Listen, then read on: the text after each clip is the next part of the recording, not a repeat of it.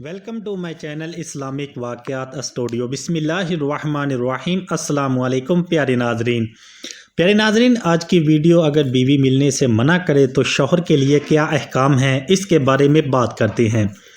بہت سے کمنٹ بھی اسی بات کے اوپر آ رہے تھے۔ پیارے ناظرین، کچھ لوگ ہوتے ہیں جو ہفتے میں ایک بار یا کچھ لوگ ایک مہینے میں بھی ایک بار ہم بستری کرتے ہیں۔ ان دونوں صورتوں میں کوئی نقصان نہیں اور فائدہ بھی ہے۔ جاننے کے لیے ہم بستری کے متعلق کچھ آپ کو مفید معلومات دینا چاہتا ہوں۔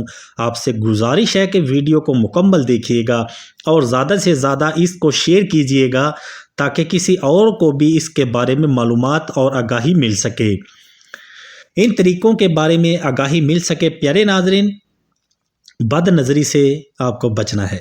حلال کمائی میں برکت ہے، شہوت نہیں ہے۔ حرام کمائی کھانے سے شہوت کی آگ میں بہت تیزی سے اضافہ ہوتا ہے۔ میاں بیوی پر کوئی قید اور پابندی نہیں ہے، جب وہ چاہے جس وقت چاہے شرعی حدود کے اندر رہتے ہوئے ایک دوسرے کے ساتھ مل کر کام سر انجام دے سکتے ہیں۔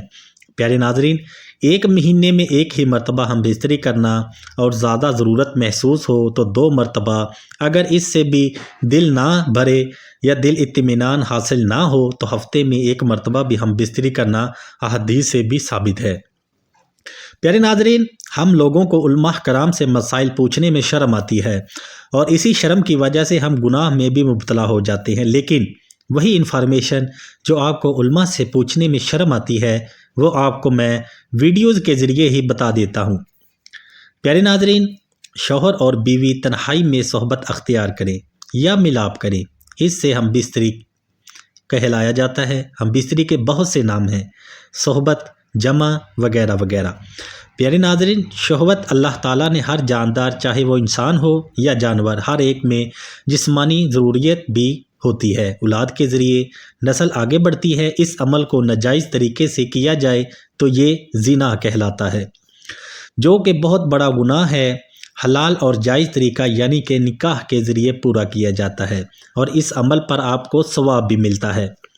ہمارے پیارے نبی صلی اللہ علیہ وآلہ وسلم نے فرمایا، اس عمل کو صدقہ بھی کہا جاتا ہے۔ پیارے ناظرین، شوہر اپنی بیوی کے ساتھ ہم بستری کسی بھی وقت تنہائی والی جگہ پر کر سکتا ہے، لیکن کچھ وجوہات اور علامات پر آپ منع بھی کیا گیا ہے۔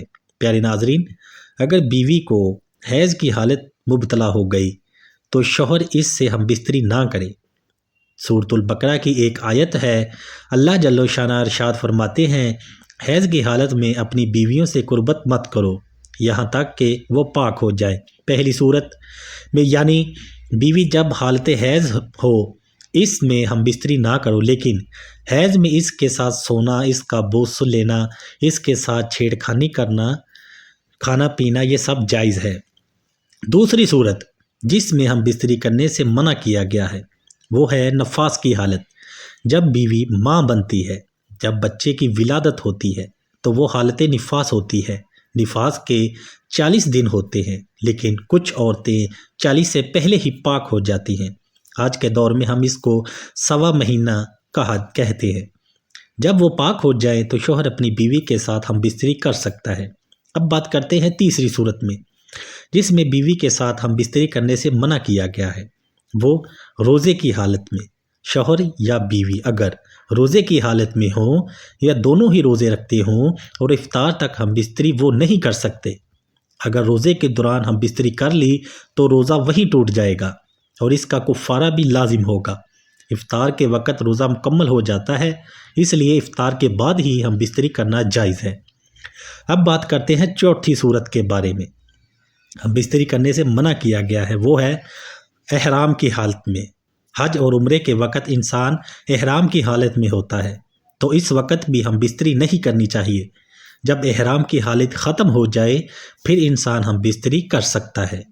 پانچواں جس میں ہم بستری کرنے سے منع کیا گیا ہے وہ ہے دبر۔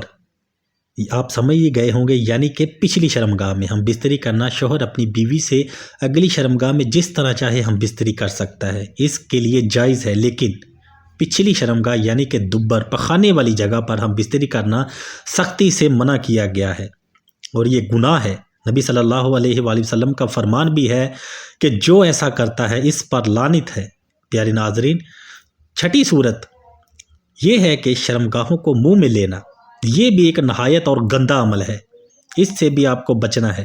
پیارے ناظرین، یہ تھی کچھ ہم بستری کے آداب کے بارے میں انفارمیشن۔ ہم بستری کیسے شروع کریں اب یہ بات کرتے ہیں۔ پیارے ناظرین، ہم بستری شروع کرنے سے پہلے آپ دل ہی دل میں دعا لازمی پڑھ لیں۔ آپ اپنی بیوی کے ساتھ تھوڑی سی چھیڑ خانی کریں، پھر چھیڑ خانی کرنے کے بعد وہ بھی پرجوش ہو جائے گی، اس کو ہلکا ہلکا سا ہاتھ ڈالیں، اس کے بعد اس کو اچھی طرح اس کے ساتھ چھیڑ خانی کریں جیسا کہ آپ کر سکتے ہیں۔ اس کے بعد آپ ہم بستری شروع کریں، دونوں ایک دوسرے کو اچھے طریقے سے لطف اندوز کریں گے۔ کمرے میں زیرو کا بلب اہتمام لازمی کریں۔ جب ہم بستری شروع کریں تو ایک موٹی چادر اوپر لازمی اوڑھ لیں۔ پیارے ناظرین، یہ تھی آج کی کچھ انفارمیشن۔ ویڈیو کو زیادہ سے زیادہ شیئر بھی کیجئے گا تاکہ کسی اور کا بھی بھلا ہو سکے، کسی اور کو بھی ایسی انفارمیشن مل سکے۔